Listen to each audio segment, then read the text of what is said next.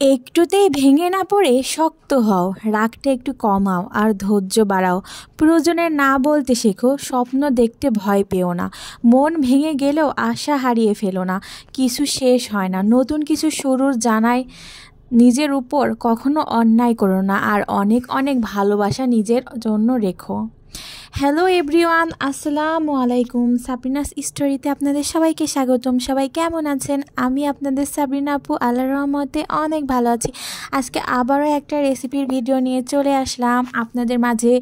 এখন তো শীতকাল, তো শীতের সময় অনেক নানা রকম সবজি পাওয়া যায়, আর শীতের সময় তো সবজি খেতে অনেক ভালো লাগে। আর আমার কিন্তু মাছ মাংসের থেকে সবজিটা বেশি পছন্দ। আপনাদের কি পছন্দ অবশ্যই জানাবেন। আজকে আমি আপনাদেরকে দেখাবো বিভিন্ন রকম সবজি, যেমন ফুলকপি, গাজর, তারপর পেঁয়াজের ফুল বলে, ওটা আমরা কালি বলে, আর আপনারা কি বলেন জানি না। এটা কিন্তু শুনতে একটু হাস্যকর লাগলেও আমরা মানে পেঁয়াজের কালি। আর আপনারা কি বলেন, এটা ফুল বলেন নাকি জানি না, অবশ্যই জানাবেন আপনারা পেঁয়াজের এই ফুলটাকে কি বলেন। যাই হোক, ভাজিটা খেতেও যেমন ভালো লাগে, দেখতেও অনেক ভালো লাগে আমার কাছে।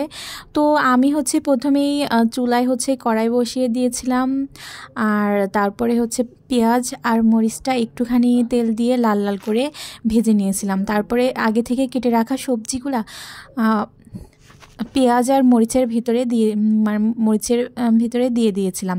দিয়ে দেওয়ার পরে সুন্দরভাবে নাড়তেছিলাম। আমি কিন্তু একটুও পানি ইউজ করি নাই, সবজি দিয়ে এমনিতেই পানি বের হয়। আপনারা যদি পানি ইউজ করেন তাহলে কিন্তু এটা খেতে ভালো লাগবে না, আর এটা অনেক নরম হয়ে যায়, খেতে ভালো লাগে না। আমার কাছে একটু শক্ত শক্ত হলেই খেতে ভালো লাগে, এই জন্য আমি পানি ইউজ করি নাই। এই সবজি থেকে কিন্তু এমনিতেই পানি বের হয়। আর আপনারা একটু খেয়াল করে দেখবেন যে সবজি থেকে দেখেন ওই যে নিচে পানি বের হয়েছে, তো ওই পানি দিয়েই আমি সবজিটা সেদ্ধ করে নিব আর কি। একটু নাড়াচাড়া করবেন যেন নিচ থেকে লেগে না যায়, লেগে গেলেও কিন্তু ভালো লাগে না। একটু পরপরই নেড়ে দিবেন, নেড়ে দেওয়ার পরে ঢেকে দিবেন।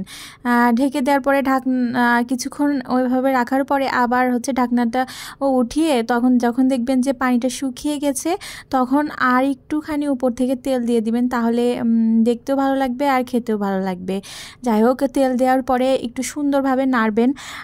যখন নাড়তে যখন দেখবেন একদম নরম হয়ে গেছে, তখন ভাজিটা হয়ে যাবে আর কি। দেখেন কত সুন্দর দেখা যাচ্ছে, অনেক কালারফুল।